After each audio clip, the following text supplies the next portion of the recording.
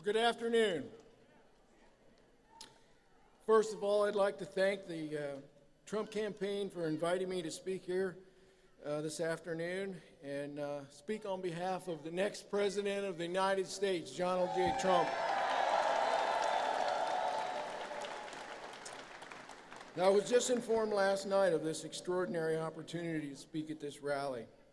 With so little time to prepare, I don't have really much to say, but I felt that I would be remiss in my duty as an American if I did not take this opportunity to be a part of the change in the world I hope to see. I am the father of Kayla Mueller, the 26-year-old humanitarian aid worker who was kidnapped by terrorists in Syria. Kayla was held for 18 months. She was imprisoned and brutally tortured, both physically and mentally.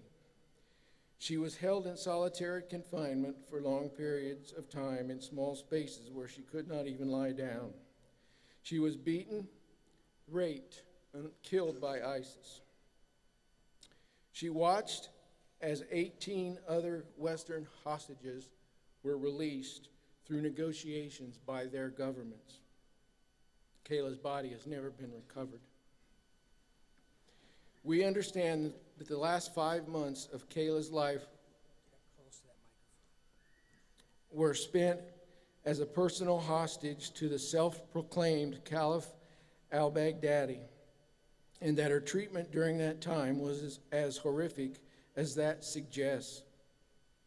Kayla displayed an extraordinary sense of compassion and willingness to be a voice for those who suffer.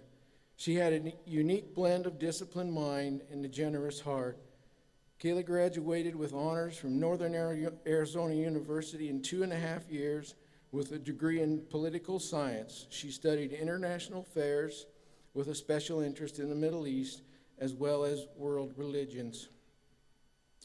Kayla planned to go on to graduate school in an area that promoted peace, religious freedom, and the relief of suffering and injustice.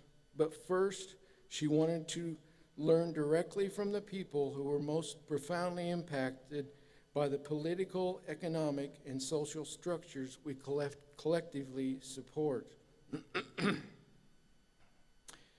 In 2011, Kayla wrote, "Here we are, free to speak out without fear of being killed, blessed to be protected by the same laws we are subject to, free to see our families as we please, free to cross borders, and free to disagree.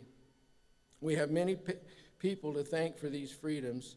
I see it as an injustice not to use them to their fullest."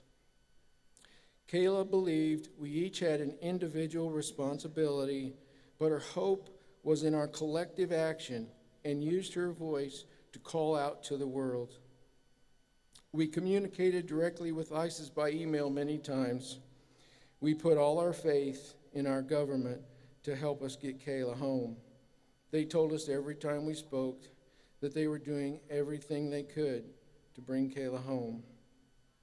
We truly feel we had many opportunities to save Kayla, as evidenced in our many emails with the hostage takers.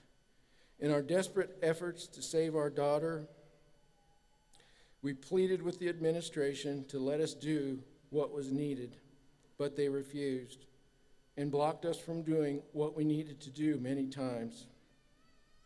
It's time for a change.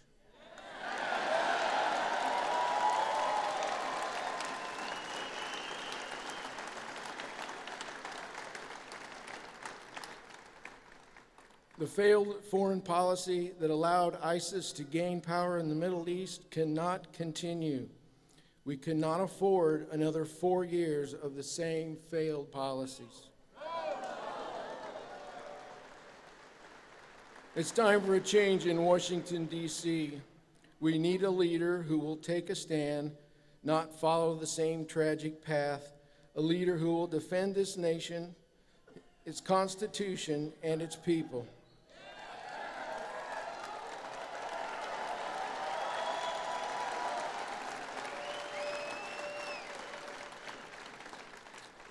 I don't know about you, but I find it refreshing to hear a candidate running for president speak his mind, not worried about political correctness.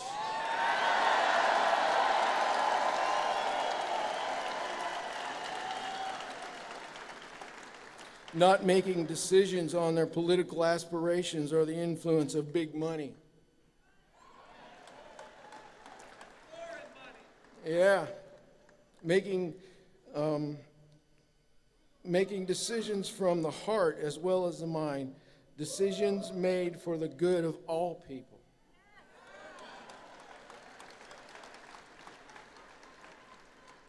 I have voted, and I have voted for Donald J. Trump.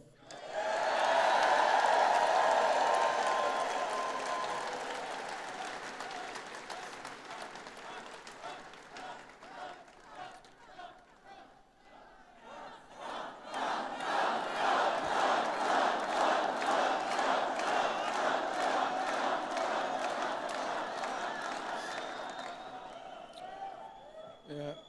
I encourage all of you to do the same. Yeah. It's up to all of us, Democrats and Republicans, to make America a greater place to be. Thank you.